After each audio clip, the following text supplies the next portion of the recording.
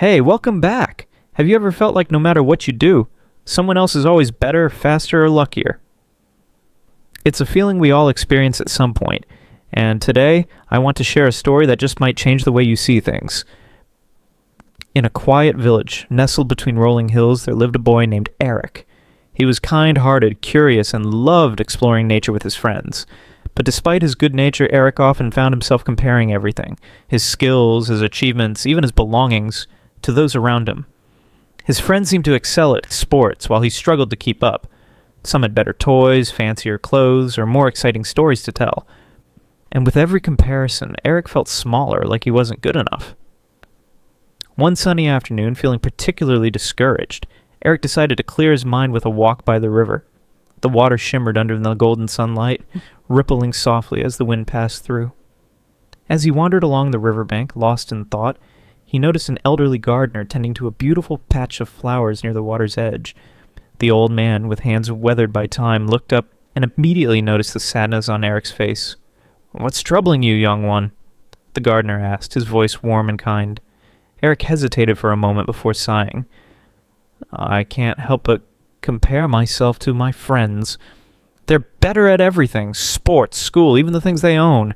It makes me feel like I'll never be good enough." The gardener nodded knowingly as he gently plucked a few dry leaves from the flowers. Comparison. It can steal your joy before you even realize it. Let me tell you in a little story. And so, he began. Once upon a time, in a garden much like this one, two young saplings grew side by side. One was tall and strong, its branches stretching high toward the sky. It often boasted about its height and strength, believing it was the finest tree in the garden. Next to it stood a smaller sapling, delicate, quiet, and focused on growing tiny, colorful flowers instead of towering branches. The tall sapling often looked down at the smaller one, laughing. "Why waste your time on flowers when you could grow big and strong like me?" it would say.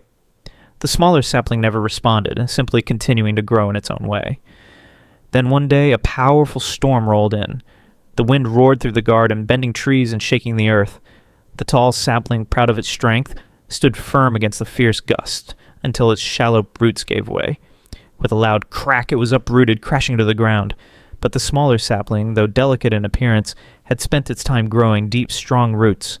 Its flexible branches bent with the wind instead of fighting against it. And when the storm passed, it still stood, its blossoms untouched. The gardener paused, letting the story sink in before he spoke again.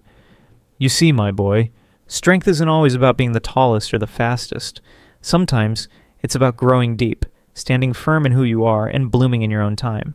If that small sapling had spent all its time trying to be like the tall one, it wouldn't have survived. The same goes for you.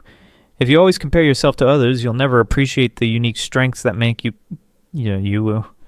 Eric listened intently, his mind turning over the story, and suddenly it all made sense. He had been so focused on what he lacked that he had failed to see what he already had.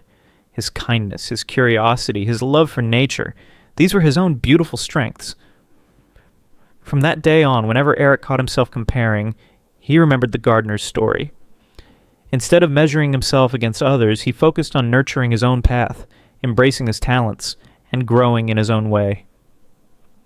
And just like that little sapling, he learned that true strength isn't about being the best, it's about being yourself.